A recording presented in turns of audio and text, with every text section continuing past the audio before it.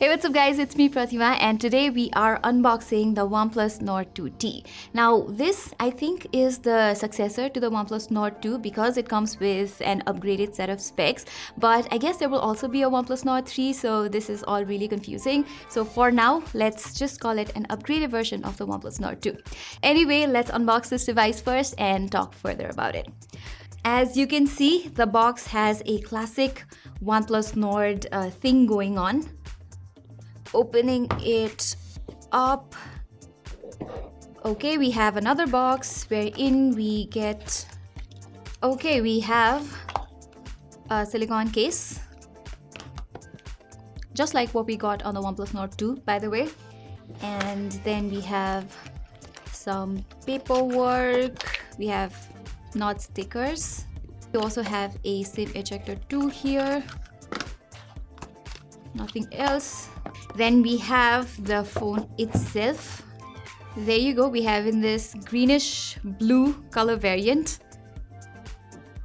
Further,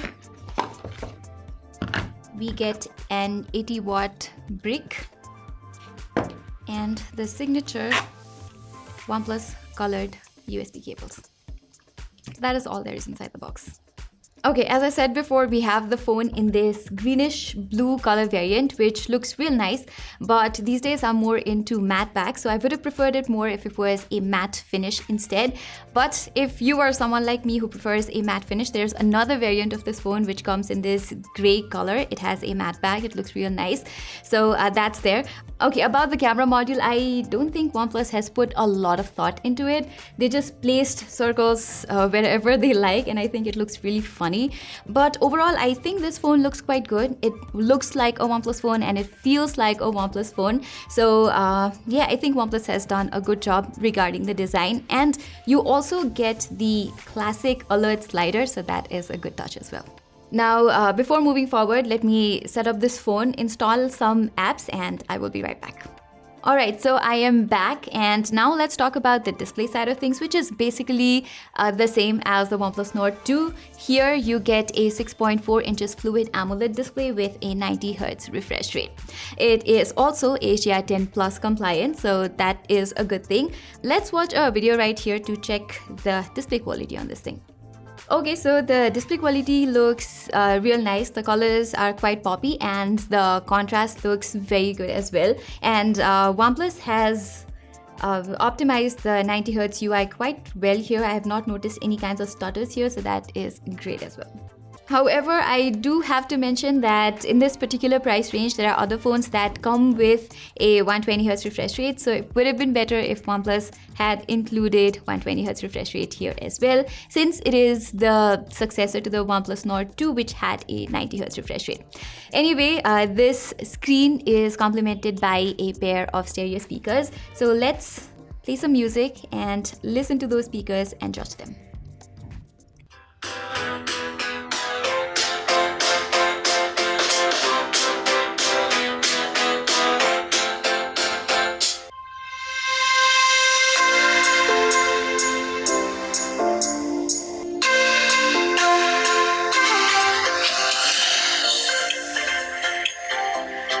Okay, so I have to say that these speakers are quite loud. However, they're not the most balanced, as you could hear yourself. The treble was just out there everywhere. So yeah, that's about the speakers.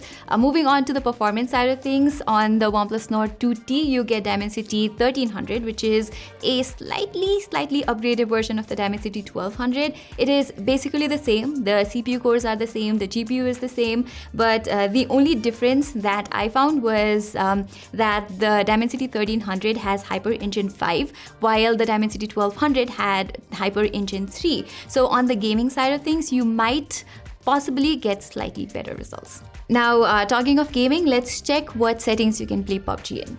So you can reach extreme frame rates with smooth graphics, and the highest you can go is HDR plus Ultra, which is the same that you could go in the OnePlus Nord 2 as well.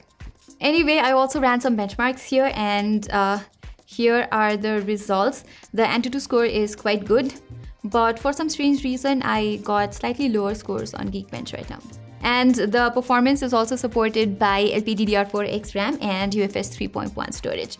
About the software side of things, you get Android 12 here out of the box along with Oxygen OS 12. And there's a lot of controversy surrounding the Oxygen OS and ColorOS merger. But honestly, there are only a few things that have changed here, and I don't have quite a lot of problem with that yet. The settings menu is mostly the same. There is still Zen mode and shelves. So as I said, I don't quite have a problem with it yet, but some of you guys don't like it entirely. That's totally your choice.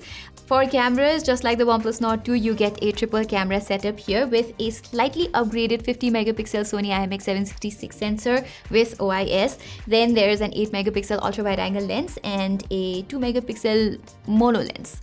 On the front, you get a 32 megapixel shooter for selfies. Now, since I just unboxed this device, I have not been able to click a lot of pictures from it, but I did manage to shoot a few. So as you can see, here the images have quite good colors and dynamic range is also quite good. The details are decent as well. The dynamic range in ultra wide angle shots not as good as the primary lens, but it looks decent nonetheless. Here are other pictures.